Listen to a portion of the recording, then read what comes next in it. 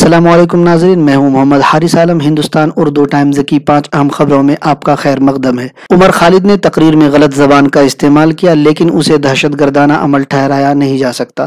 Delhi high court نے پیر کے روز JNU کے سابق طالب علم عمر خالد کی طرف سے دی گئی تقریر کا مشاہدہ کیا، جو فروری 2020 میں فسادات کے پیچھے مبینہ سازش سے متعلق UAPA کیس میں گرفتار ہوا تھا۔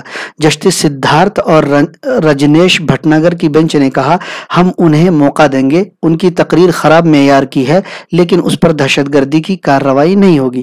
بینچ نے مزید کہا کہ یہ تقریر جارحانہ اور ناگوار تھی اور ہتک عزت کے مترادف ہو سکتی ہے، لیکن یہ دہشت گردانہ سرگرمی کے مترادف نہیں ہوگی۔ دوسری خبر، Jammu Kashmir national Panthers party کے چیف پروفیسر بھیم سنگھ کا انتقال۔ Jammu Kashmir national Panthers party کے چیف پروفیسر بھیم سنگھ کا منگل کی صبح یہاں اپنی رہائش گاہ پر طویل علالت کے بعد 81 برس کی عمر میں انتقال کر گئے۔ ذرائع سے معلوم ہوا کہ موصوف کو منگل کی صبح قریب 8:45 بجے گورنمنٹ کالج جموں پہنچایا گیا، تاہم وہ انتقال کر چکے تھے۔ پروفیسر بھیم سنگھ، جو ایک ممتاز وکیل، سماجی کارکن اور مایہ مصنف تھے، گزشتہ کئی ماہ سے بستر پر تھے۔ تیسری خبر، RSS کا جھنڈا ایک دن قومی پرچم بنے گا، BJP ممبر اسمبلی۔ ہندوستان کو جلد از جلد ہندو راشٹر بنانے کے لیے RSS کی کوششیں جاری ہے۔ اس کا اندازہ اس بات سے ملتا ہے کہ جب RSS سے جڑے لیڈران و کارکنان ہی نہیں بلکہ BJP اراکین پارلیمنٹ و اراکین اسمبلی ہندو راشٹر کو لے کر متنازع بیانات دیتے ہیں۔ تازہ بیانات کرناٹک کے حکومت میں سابق وزیر اور موجودہ رکن اسمبلی ایشورپا کا ہے۔ BJP رکن اسمبلی ایشورپا نے دعویٰ کیا کہ RSS کا پرچم ایک دن قومی پرچم بنے گا۔ انہوں نے کہا کہ بھگوا پرچم قربانی کی علامت ہے، اس کا احترام آج یا کل سے شروع نہیں ہوا بلکہ ہزاروں سال سے اس کا احترام ہو رہا ہے۔ ایشورپا نے اپنے بیان میں RSS کی تعریف بھی کی۔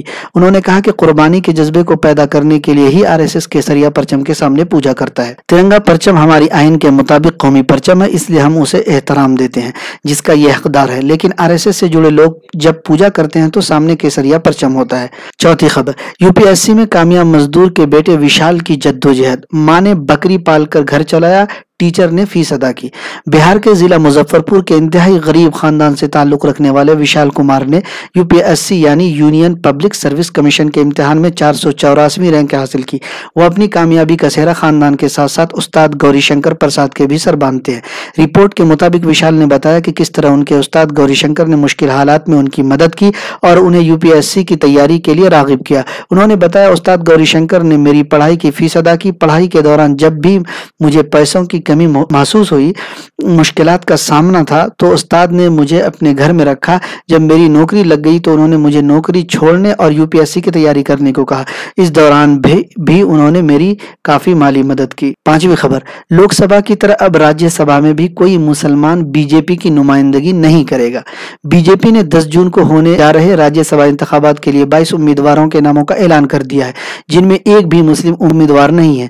BJP نے اس سے قبل 3 مسلمانوں مختار عباس نقوی، MJ اکبر اور سید ظفر اسلام کو راجیہ سبھا میں بھیجا تھا، لیکن ان تینوں کی مدت کار ختم ہو رہی ہے۔ چونکہ BJP نے ان میں سے کسی کو بھی راجیہ سبھا کے لیے دوبارہ نامزد نہیں کیا، لہٰذا BJP کی طرف سے اب راجیہ سبھا میں ایک بھی مسلم امیدوار نہیں رہے گا۔ مختار عباس نقوی کی راجیہ سبھا کی مدت کار 7 جولائی کو ختم ہو رہی ہے۔ اگر 6 مہینے کے اندر وہ پارلیمنٹ کے رکن نہیں بنے تو وہ عہدہ وزارت سے بھی رخصت ہو جائیں گے۔ تاہم 6 میں گویاں کی جا رہی ہیں کہ مختار عباس کو رامپور لوک سبھا سیٹ سے ضمنی انتخابات کا امیدوار بنایا جائے گا۔ وہیں سید ظفر اسلام کی مدت کار 4 جولائی اور MJ اکبر کی مدت کار 29 جون کو ختم ہو رہی ہے۔ تاحال صدر کی جانب سے نامزد کیے جانے والے زمرے میں 7 نشستیں خالی ہے۔ ایسے میں سوال کیا جا رہا ہے کہ کیا BJP کسی معروف مسلم چہرے کو نامزد کر کے راجیہ سبھا میں بھیجے گی؟ خیال ہے کہ لوک سبھا میں BJP کے پاس پہلے ہی کوئی مسلم MP نہیں ہے۔ 2019 کے لوک سبھا انتخابات میں BJP نے 6 مسلم امیدوار میدان میں اتارے تھے، لیکن وہ سبھی ہار گئے تھے۔ NDA میں صرف ایک مسلم رکن پارلیمنٹ محبوب علی قیصر ہیں، جو LGP کے ٹکٹ پر جیت کر آئے ہیں۔ غورطلب ہے کہ 10 جون کو 15 ریاستوں میں راجیہ سبھا کی کل 57 سیٹوں کے لیے انتخابات ہونے جا رہے ہیں۔ ان تمام نشستوں کے ارکان کی میعاد جون اور اگست کے درمیان ختم ہونے والی ہے۔ وہیں نامزد کی گئی آخری تاریخ 31 مئی یعنی آج ہے، اور BJP کانگریس سمیت دیگر پارٹیوں اور امیدواروں کے ناموں کا اعلان کر دیا ہے۔